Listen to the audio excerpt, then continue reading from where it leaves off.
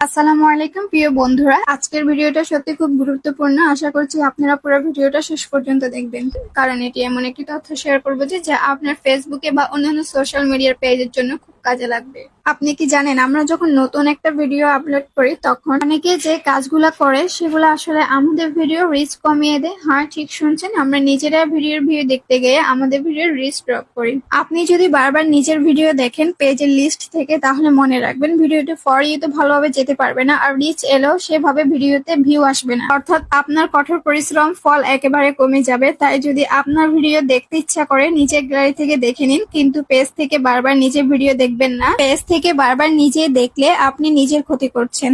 আমি এই তথ্যগুলো শেয়ার করেছি শুধু যাতে আপনারা উপকৃত হতে পারেন, যাতে আপনারা জানেন কোন ভুলগুলা আপনাদের ভিডিওর ভিউ এবং রিচ কমিয়ে দেন। যারা এই ভুলগুলা করছেন এখন থেকে এই ভুলগুলা করবেন না। আর যদি ভিডিওটা আপনাদের কাজে আসে, আপনার বন্ধু বান্ধব যারা নতুন পেজে কাজ শুরু করছে তাদের শেয়ার করে দিন।